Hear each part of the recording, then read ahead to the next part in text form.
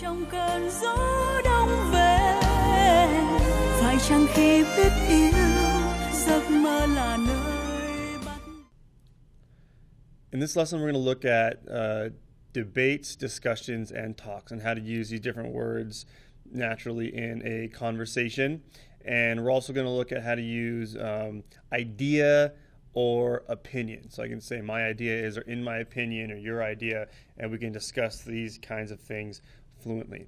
So firstly, there are three words that we want to know how to talk about talking. So that's debate, discuss, or talk. The word for debate is tran long, and the word for discuss is tao long. And then just talk, like we would say normally in English, talk about something, you would say nói chuyện. So nói chuyện is the most common. This is the usual word that we would use for talking. If we're talking about a more formal discussion, or in a textbook that says, discuss this now, we use the word tao long. So it's less common, but it is the specific word for a discussion, okay? And then if we're talking about a political debate or debating the merits of some idea, then we use the word tran long, just like we would talk about debate in English. So an example here of how we would use the word discussion is hôm nay các bạn sẽ họp và thảo luận về xã hội Việt Nam. So this sentence means today you all will study and discuss the society of Vietnam, or Vietnamese society or culture. When we in English use the word discuss something, we don't use the word discuss about, but in Vietnamese we have to use this word về, about. And remember, về is the word that we use to go home, and it's also has a totally different meaning. It also means about something. So talk about, discuss about, which I think we should have already learned by now. So I don't want you to be confused about that double meaning of that word. Again, hôm nay các bạn sẽ họp và thảo luận về xã hội Việt Nam. Xã hội Việt Nam. Xã hội is the word for society. Culture is văn hóa. Văn hóa, V-A-N, and then hóa with the yao sac. So sometimes we use this word interchangeably a little bit in Vietnamese, xã hội or văn hóa, but they are different, just like they're different in English as well. Another example, ví dụ, câu tranh, I'll start that again. Another example, ví dụ, câu tranh luận rất là giỏi, con ấn tượng lắm. Con ấn tượng lắm. Here, ấn tượng means to be impressed. I think we already learned that word also. I've tried to build on the vocabulary from the previous course, so a lot of this stuff is duplicated in these examples. Con ấn tượng lắm. So here for the pronouns, we use cô for you, so we're speaking to a quite a bit older woman, probably in her middle ages or older, and then we would be a kid, a teenager, or a young adult. So we would say cô and con. Con for I and ko for you. And so what we're saying here, hopefully you have already been able to translate this based on the vocabulary that you have, is that you're saying you're really good at debating. I'm very impressed. You're really good at debating. I'm very impressed. Giỏi means to be good at something. So he's saying cô tranh luận rất là giỏi, very well or very good. I'm very impressed. Con ấn tượng lắm. So here in this one example, I've used both rất and lắm for very. And again, I want to emphasize that we use rất before the adjective, and we use lắm after the adjective. Okay. Cô tranh luận rất là giỏi, con ấn tượng lắm. Hôm nay các bạn sẽ họp và thảo luận về xã hội Việt Nam. Cô tranh luận rất là giỏi, con ấn tượng lắm. And then moving down here to this word idea, ý kiến. Anh không có ý kiến mới nào hết á. Anh không có ý kiến mới nào hết á. So this example, I'm saying I don't have any new ideas at all. Anh không có, I don't have. Ý kiến mới, new ideas, nào hết. So when we say nào hết, this means none at all. In the last course, we learned không có gì hết. I don't have anything. So hết is a word for emphasis, means none at all. Even if we left off this het, the sentence would still have the similar meaning. Anh không có ý kiến mới nào. But we say nào hết, and it emphasizes it, and it just kind of sounds colloquial when we say it this way. Now, ý kiến is idea, but when we talk about my opinion, we just use the word ý by itself, and that is enough. So, Ý của tôi, my opinion. Ví dụ, ý của tôi là công ty nên thay đổi luật này. Ý của tôi là công ty nên thay đổi luật này. So here we're saying, in my opinion, the company should change this rule. Luật is rule or law. Thay đổi, as we have learned, means to change. Nên means should. So ý của tôi, my opinion, là công ty nên is the company should thay đổi luật này, change this rule. And so hopefully you guys are pausing and reading back everything that I'm saying so that your pronunciation matches mine as much as possible. You want to get to the point where you're just basically parroting back all these words and your pronunciation should sound almost exactly like mine. And you may notice, even after you've been studying Vietnamese for quite a while, that certain tones are more difficult to say, such as the yao nang. So when we say lok or lung, you really have to train the muscle in your throat to make that sound properly. So that's going to take some time. You're not going to just immediately be pronouncing your yao nangs perfectly. I think it took me 5 or 6 months before I was really hitting that sort of note, as we can think about it, very well.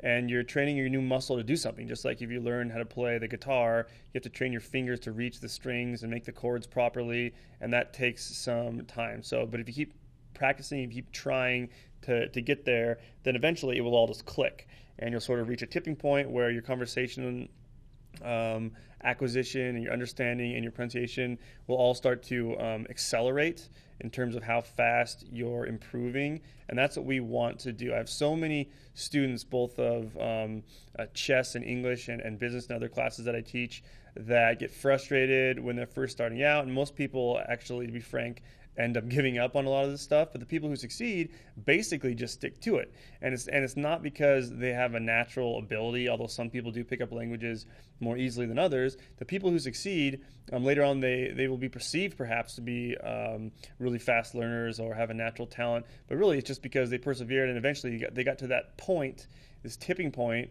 where everything started to click, and then they accelerated and they took off.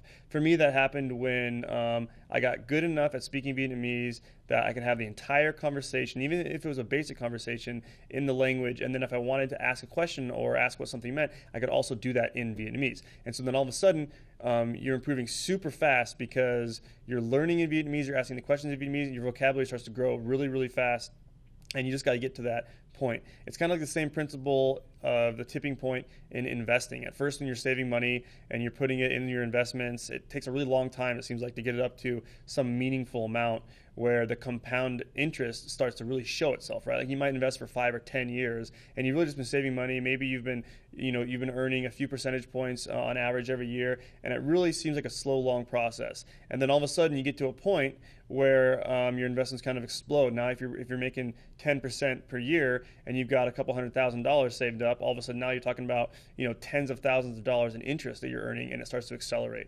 And so the same sort of tipping point principle applies with learning, especially in my experience with learning languages. So just want to throw that in there. Don't give up if it's hard. Don't give up if you can't quite make the sounds correctly. Another thing that happens to a lot of people that are practicing Vietnamese with locals is that sometimes they get laughed at because they can't understand you. And for a Westerner, being laughed at is like an embarrassing or insulting sort of thing. But for them, it's like a nervous laugh. They're not laughing at you actually. The way that we sound sometimes it's frankly quite funny because we're mispronouncing words, and they even think that it's endearing or cute. And so it's very, very normal to sort of have people giggle or laugh when you're trying to speak Vietnamese, and sometimes they won't understand you. And that can be really frustrating if we've been trying really hard and we've been studying really hard for several months and still, people aren't understanding. It's kind of like, well, why am I even doing this? I can't even communicate. Well, screw it. I'm just going to give up. But trust me, eventually they will understand you and it will work out. You just have to keep at it. Okay, so I'm just going to go through these sentences one more time. Listen and copy. Hôm nay các bạn sẽ học và thảo luận về xã hội Việt Nam. Cô tranh luận rất là giỏi, con ấn tượng lắm. Anh không có ý kiến mới nào hết á. Anh không có ý kiến mới nào hết á. Now notice I did the same thing with this word hết as I did in the last lesson where I sort of emphasized that very end of that sentence with this sort of sound hết. You kind of go at the very and it makes it sound colloquial. You probably don't want to try to do that when you speak Vietnamese at first, like all the time. But by all means, try to say it back to me as I say it, and then you can try practicing it. It only will sound good once your Vietnamese begins to sound natural. So it's kind of like at first you have to crawl before you can walk, but I want to present things to you in the absolute natural colloquial way that natives speak. But just know that if you start trying to use that language at first, it will sound a little strange to them because you're trying to sound like you're a native speaker sort of when you're obviously not. It's the same thing as when I hear foreigners speaking English and they try to use slang or they try to copy the colloquial way that we say things. Until your skill level is really high, it sounds very out of place. And so the best thing to do at first is to use the normal language until you naturally can sound out the words the way they say them, sort of at the appropriate point in your skill level, if that makes sense. But that isn't to say that you shouldn't practice it this way, that you shouldn't try to say it this way. I just want you to be aware that that's sort of the case when it comes to learning a language. And come ka iking mai now hata. Now, if I don't say heta like that, if I just say it normally, I would say and come ka iking mai now het. Just say het is okay. But I also want you to be aware of that. So when you hear them throw this at the end of a sentence, that's just this colloquial sound that makes it sound natural and normal, similar to the way that we do things a lot in English as well. Okay, and finally, ý của tôi là công ty nên thay đổi luật này. Ý của tôi là công ty nên thay đổi luật này. So oftentimes we say la, which is the word for is, as we know. It's kind of a good pausing point. So again, I want to help you guys know when you're reading or speaking, especially when we're trying to think of the next few words that we're going to say, it's nice to have these natural pausing points so we don't feel like we have to rush through a sentence and that we can kind of stop, but we want to stop in a weird place in the middle of a word or a sentence. So we can stop oftentimes at these transition periods and we say la or nên, okay, is or should or but, we say nhưng.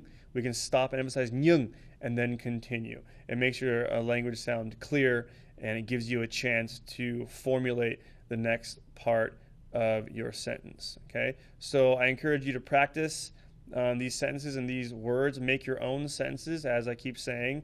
Hopefully you have a partner with which you can practice, whether it's a native speaker or if you are studying this course or studying this language with another person. It's very, very beneficial, of course, to be able to practice. And you can also use the forum in the course to maybe meet other students and people that are in the course and find a practice partner. Maybe you guys can meet on Skype and practice your conversation skills and stuff. Very, very beneficial. And with that, we'll go to the next lesson.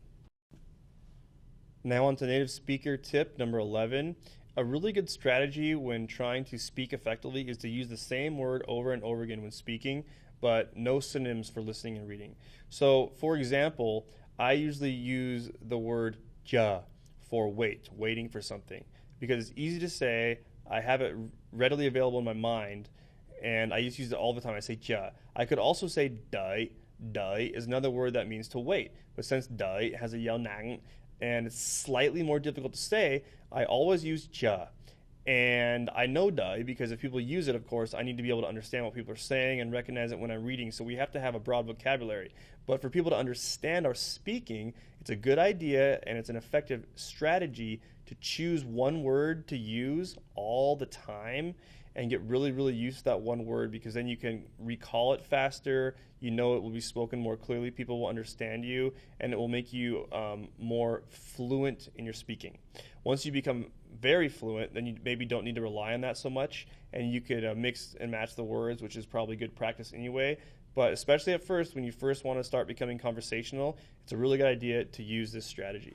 And then native speaker tip number 12 is to do a language exchange to get Vietnamese lessons from a native speaker. If you're living in Vietnam, or even if you're in an American city, I kind of already mentioned this earlier, meet up with them for an hour or two a week and spend one of the hours teaching them English, and then have the other hour be them teaching you Vietnamese. It's a way to get free lessons. You're just exchanging your time, and it works really well. Almost everybody I know who became fluent used a language exchange at some point or in some form. So very highly recommend it. anh trong cơn gió đông về, phải chăng khi biết yêu giấc mơ là nơi